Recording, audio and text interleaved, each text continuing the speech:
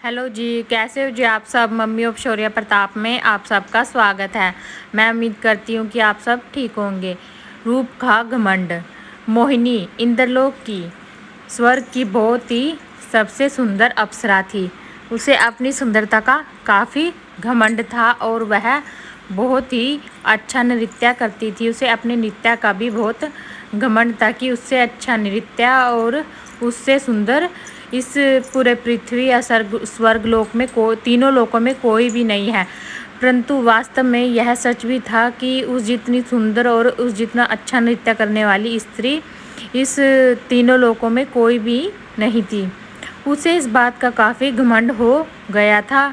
एक दिन उसे एक दासी बुलाने के लिए आई कि इंद्र देवता ने तुम्हें नृत्य करने के लिए बुलाया है। प्रांगण में वह सब आपका इंतजार कर रहे हैं और आप काफ़ी देर क्यों लगा रही हैं। पहले ही इंद्र देवता आपसे काफ़ी नाराज़ हैं आपके व्यवहार से। तो मोहिनी कहती है, देखो मैं इतनी सुंदर हूँ और इतना अच्छा नृत्य करती हूँ। इंद्र देवता को थोड़े नखरे तो मेरे उठाने ही पड़ेंगे। उनसे कह दो कि आज मेरा नृत्य करने का मन नहीं है। तो वह दासी इंद्र देवता को सारी बातें बताती है। तो इंद्र देवता ने कहा कि मोहिनी की इतनी हिम्मत कि मेरे आदेश की अवहेलना करे। दो सिपाहियों को इंद्र देवता कहते हैं कि जाओ तुम मोहिनी को बंदी बनाकर लाओ। तो दोनों सिपाही मोहिनी को बंदी बनाकर लाते हैं और मोहिनी गुस्से से लाल पीली होती है और इंद्र देवता से कहती है, इंद्र देवता आप मेरे साथ यह कैसा व्यवहार कर रहे हैं। तो इंद्र देवता कहते हैं, आज तुम्हारी सुंदरता और तुम्हारे नृत्य के बारे में सुनकर हमारे यहाँ अतिथि आए थे और तुमने हमारे आदेश की अवहेलना की। तुम्हें अपने रूप का इतना घमंड है, लो अब तुम्हारा रूप ही खत्म हो जाएगा। इतने में इंद्र देवता उसे एक बिल्कुल ही काला रंग दे देते हैं और बिल्कुल कुरूप स्त्री बना देते हैं और मोहिनी का रो रो कर बुरा हाल हो जाता है। और इंद्र देवता कहते हैं, अब तुम देखो तुम्हें पता चलेगा। तुम इस कुरूप के साथ धरती पर रहोगी और उसे धरती पर छोड़ देते हैं। तो वह रोती रोती इधर उधर भटकती है और एक दुकान पर जाकर पहुंचती है। वहां पर वह कहती है कि मुझे कुछ खाने को दे दो। वह दुकानदार उसे वहां से भुगा देता है, चल काली की लुटी यहाँ से भाग जा। वह रोती रोती साइड में हट जाती है, वहीं पर खड़ी रहती है। फिर दुकानदार एक लठ उठा लेता है और फिर वह उस लठ से डरकर मोहिनी वहाँ से भाग जाती है और फिर वह रोते रोते सड़क के किनारे बैठ जाती है और वह निश्चय कर लेती है कि वह मृत्यु को प्राप्त हो जाएगी। तो बसें कारें बिल्कुल तेज़ी से चल रही थी और सड़क के बीच में वह खड़ी हो जाती है। इतने में एक आदमी उसे पकड़ लेता है और कहता है कि तुम्हारे साथ क्या कोई नहीं है, तुम्हें रास्ता भी पार करना नहीं आता, अब तुम मर जाती।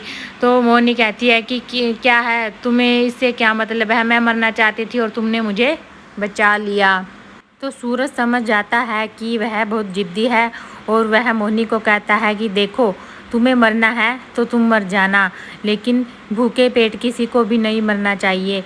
चलो मेरी माँ ने घर पर गरम गरम खाना बना कर रखा है, तुम खा लेना और फिर बाद में तुम्हारा जो जी करे वह करना। तो मोहिनी उसके साथ चल दी। तो उसकी माँ ने कहा, लो बेटी यह खिचड़ी खा लो। मोहिनी ने कहा, इतना अब ऐसे दिन आ गए कि ये खाना खाना पड़ेगा और ऐसी जगह पर मुझे रहना पड़ेगा, आना पड़ेगा। अब मोहिनी के पास कोई भी चारा नहीं था क्योंकि उसके पास तो बेचारी के पास खाने को कुछ भी नहीं था। इसलिए मोहिनी चुपचाप वह खिचड़ी खा लेती है और खिचड़ी जब वह खाती है तो जो उसे बहुत खिचड़ी स्वादिष्ट लगती है और वह सारी ख़त्म कर देती है। और फिर वह जो सूरज की माँ थी वह कहती है, बेटी देखो सूरज ने मुझे तुम्हारे बारे में सब कुछ बता दिया है। देखो हम दो जने तो इस झोपड़ी में रहते ही हैं, तुम्हारे लिए भी रहने की व्यवस्था हो जाएगी। हम दो रहते हैं, तुम तीसरी और सही। और फिर सूरज की माँ कहती है, तुम्हारा ज़्यादा जी करे तो थोड़ी बहुता मेरे साथ हाथ काम करवा देना, काम में हाथ बटवा देना। तो मोहिनी सोचने लगती है कि ओहो यह औरत मुझसे काम करवाना चाहती है। फिर मोहिनी कहती है, थोड़े दिन यहाँ पर रह के देख ही लेती हूँ, वरना मरने का तो विकल्प मेरे पास है ही है। धीरे धीरे मोहिनी वहाँ पर रसने बसने लग गई, उसका दिल लगने लग गया वहाँ पर। और वह सूरज की माँ को काम भी नहीं करने देती थी और सारा काम खुद करती थी। और कहती एक दिन उसने कहा कि अम्मा जी आप रहने दीजिए, मैं सारा काम कर लूँगी, क्योंकि मोहिनी को वहाँ पर प्यार भी बहुत मिल रहा था। एक दिन सूरज का फ़ोन आया और उसने अपनी माँ से कहा चलो माँ आज बाज़ार चलते हैं। तो वह मोहिनी को और अपनी माँ को लेकर बाज़ार गया। मोहिनी ने वहाँ पर एक ड्रेस देखा तो वह सोचने लगी कि इतने दिन हो गए इस तरह के वस्त्र पहने, पर अब मेरे पास तो कुछ भी नहीं है। और जब दूसरी तरफ शीशे में देखती है अपनी सूरत को तो उसे काफ़ी दुख होता है अपनी सूरत को देखकर। तो वह बाज़ार घूमकर वापस आ जाते हैं।